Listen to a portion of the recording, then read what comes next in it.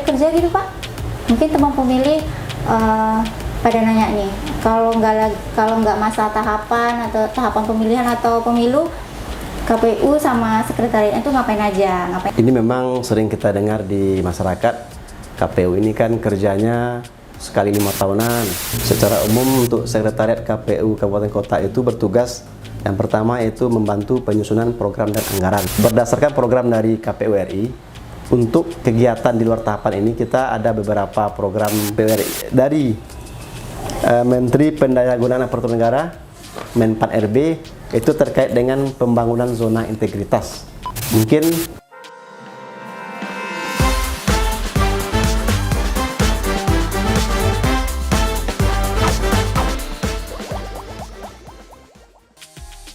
Halo teman pemilih, selamat datang di podcast KPU Kabupaten Pasaman.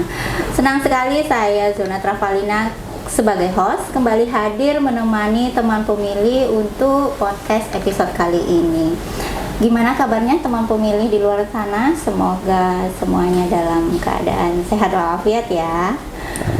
Teman pemilih, episode kali ini kita sudah kedatangan narasumber spesial kita.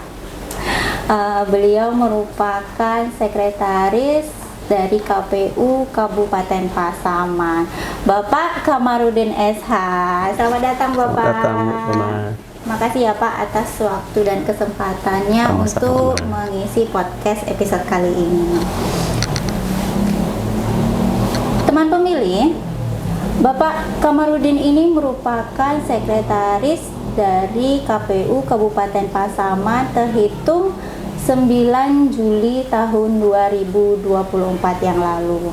Beliau pindahan dari Komisi Pemilihan Umum Kabupaten Rokan Hulu Riau yang menggantikan Bapak Yuli Ardi SH yang biasa kita sapa dengan Bapak Oyong, yang kebetulan Bapak Oyong pindah mutasi ke KPU Kabupaten Solo. Nah, mungkin teman pemilih ada yang belum mengenal dengan sosok Bapak Kamarudin ini. Boleh Pak sedikit perkenalan singkat untuk teman pemilih di luar sana yang mungkin ada yang belum mengenal nih dengan Bapak Kamarudin. Silakan Pak. baik, terima kasih Mbak Ona. Izin teman pemilih, saya Kamarudin SH, Sekretaris KPU Kabupaten Pasaman. Seperti yang dijelaskan Mbak Ona, terhitung 10 Juli tahun 2024. Saya asli Ujung Batu, Rokan Hulu, Provinsi Riau. Kebetulan sebelum di KPU Kabupaten Pasaman ini, saya tugas di Sekretariat KPU Kabupaten Rokan Hulu, Provinsi Riau. Status Alhamdulillah sudah menikah ya, dan dikaruniai 3 orang anak yang lucu-lucu tentu yang Ona ya. Alhamdulillah sekali. Ya, Pak, ya. Domisili sekarang kami tinggal di Panapa, di depan SMPIT Cahaya Madani, Lubuk Sikaping. Nah teman pemilih, jadi itu tadi ya perkenalan singkat dari Bapak Kamarudin, Sekretaris KPU Kabupaten Pasaman. Jadi ini udah pada tahu ya, kalau ketemu di jalan nanti boleh disapa Pak Kamang ya Pak, biasanya ya, sapaan ininya khasnya, sapaan biasanya. Sapaan kecilnya. Kalau kami di kantor itu manggilnya Pak Sek. Sek aja ya Pak ya. Iya, boleh. Teman pemilih, sesuai tema kita kali ini, kita akan membahas seputar struktur organisasi dari KPU Kabupaten Pasaman khususnya. Berdasarkan Undang-Undang Nomor 7 Tahun 2017 tentang Pemilihan Umum, bahwa Komisi Pemilihan Umum itu dibantu oleh Sekretariat Komisi Pemilihan Umum yang tugasnya memberikan dukungan administrasi, teknis, dan fasilitas kepada KPU dalam melaksanakan tugasnya. Nah, Pak Sek, kalau untuk kita nih di KPU Kabupaten Pasaman, apa nih Pak struktur organisasinya nih Pak, mulai dari KPU-nya sampai ke stafnya Pak? Baik, terima kasih Mona. Untuk KPU Kabupaten Pasaman, berdasarkan PKPU nomor 8 tahun 2019 tentang tata kerja Komisi Pemilihan Umum, Komisi Pemilihan Umum Provinsi, dan Komisi Pemilihan Umum Kabupaten Kota, sebagaimana telah diubah beberapa kali, terakhir dengan Peraturan KPU nomor 12 tahun 2023. Bahwa untuk KPU Kabupaten Kota itu terdiri dari 5 orang komisioner yang diketuai oleh ketua merangkap anggota dan 4 orang anggota lainnya. Untuk KPU Kabupaten Pasaman itu kita mempunyai struktur ketua yaitu Bapak Taufik SSI. Beliau sekaligus sebagai ketua divisi perencanaan umum rumah tangga dan logistik. Selanjutnya untuk anggota KPU divisi teknis penyelenggaraan itu diampu oleh Bapak Dr. Juli Yusran SAG MSI.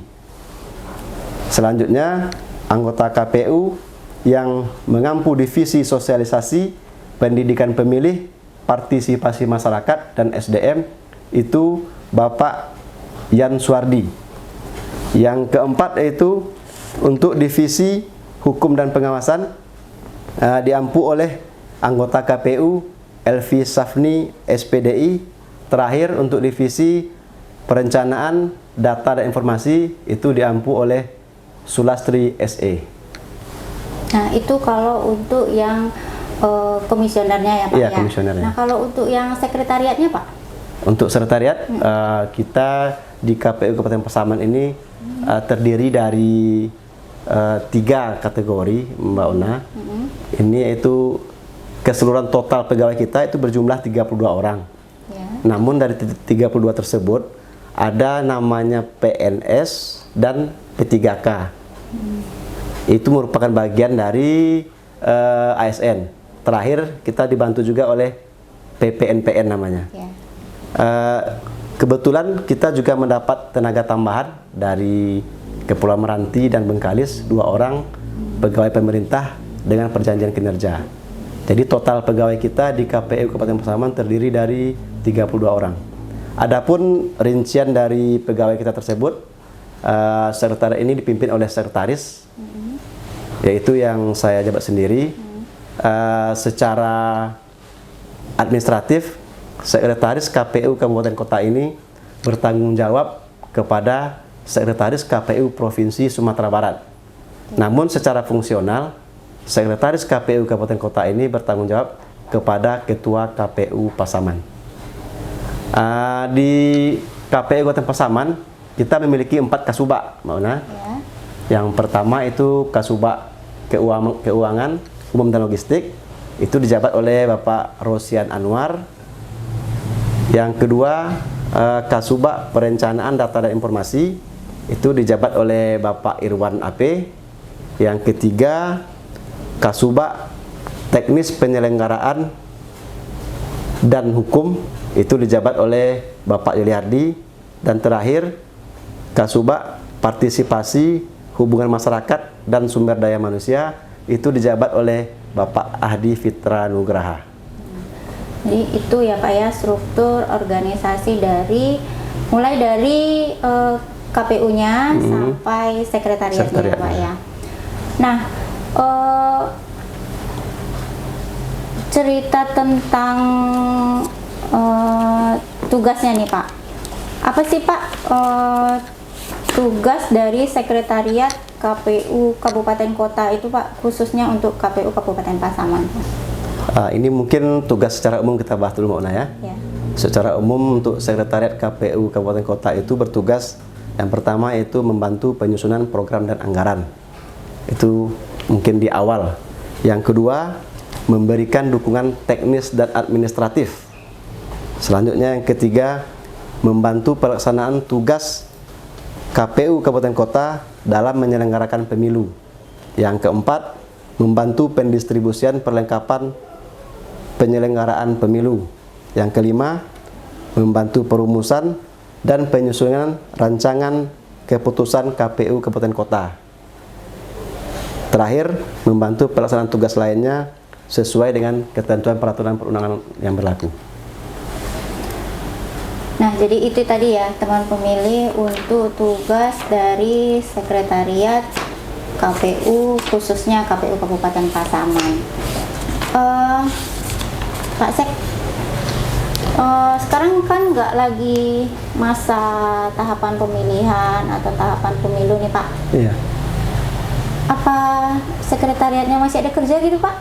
Mungkin teman pemilih pada nanya nih, kalau nggak masa tahapan atau tahapan pemilihan atau pemilu, KPU sama sekretariatnya itu ngapain aja di kantor. Nah, kita ngapain aja nih Pak kalau nggak lagi tahapan pemilihan atau pemilu? Baik Mbak Una, ini memang sering kita dengar di masyarakat, KPU ini kan kerjanya sekali 5 tahunan, musiman gitu kan. Ya. Tapi bagi teman pemilih yang belum paham atau belum terlalu mengetahui secara detail bagaimana KPU di luar tahapan baik pemilu maupun pemilihan, itu berdasarkan program dari KPU RI untuk kegiatan di luar tahapan ini kita ada beberapa program prioritas nasional namanya Mbak Ona. Salah satu atau salah duanya yang pertama yaitu kegiatan pemutakhiran data pemilih berkelanjutan atau PPDB, yang sampai hari ini kita masih sibuk melakukan pencocokan terbatas atau COKTAS. Kebetulan hari ini ada satu tim yang turun ke lapangan untuk melakukan COKTAS. Kalau tidak salah itu ke Kecamatan Bonjol, yaitu dalam rangka memastikan adanya beberapa data penduduk yang meninggal dunia ternyata masih terdaftar pada DPT kita. Jadi tim tersebut sekarang bertugas untuk memastikan langsung secara faktual ke rumah-rumah yang bersangkutan. Adapun tugas ini juga merupakan rekomendasi dari Bawaslu atau saran perbaikan dari Bawaslu Kabupaten Pasaman. Selanjutnya ada juga yang kedua, tugas program prioritas nasional ini yaitu terkait dengan pemutakhiran data partai politik. Ini dapat kami gambarkan bahwa kegiatan ini dilakukan sekali dalam 6 bulan. Ini untuk periode semester kedua ini akan dilaksanakan di awal Desember nanti, Mbak Ona. Terus Pak, kalau misalnya untuk kegiatan administrasinya nih Pak, berarti kan selain administrasi misalnya dari keuangan, kepegawaian kita ada ya Pak ya, selalu ya Pak ya, selalu ada kegiatan setiap bulannya dan laporan setiap bulannya ya Pak ya. Di sekretariat ini tentu banyak sekali Mbak Ona ya, mungkin memang tidak, mungkin bagi teman pemilih yang jarang mengunjungi situs dari medsos dari KPU mungkin memang tidak begitu familiar dengan kegiatan kita. Sebetulnya di KPU Kabupaten Pasaman sendiri setiap bulannya itu kita ada namanya seperti evaluasi terhadap kinerja pegawai kita di lingkungan KPU Kabupaten Pasaman. Selanjutnya terkait dengan pengelolaan keuangan kita.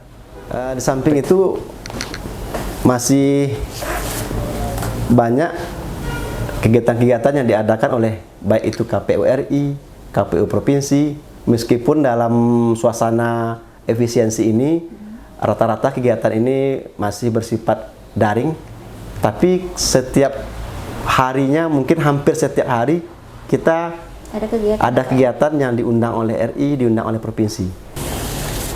Yang rutin itu ada kalau di KPU Pasaman ya Mbak Ona, itu kita rutinnya untuk hari Senin kita apel rutin tentunya, setiap hari Senin. Di hari Selasa agenda kita yaitu rapat pleno rutin, itu merupakan amanah dari undang-undang bahwa KPU Kabupaten Kota itu wajib melakukan rapat pleno rutin minimal 1 kali dalam seminggu. Itu minimal Mbak Ona ya. Bisa kita lakukan 2 kali, 3 kali. Sesuai kebutuhan ya Pak? Sesuai kebutuhan dengan kondisi atau permintaan dari KPU RI atau Provinsi. Di samping itu kita juga ada melakukan rapat pleno, rapat divisi.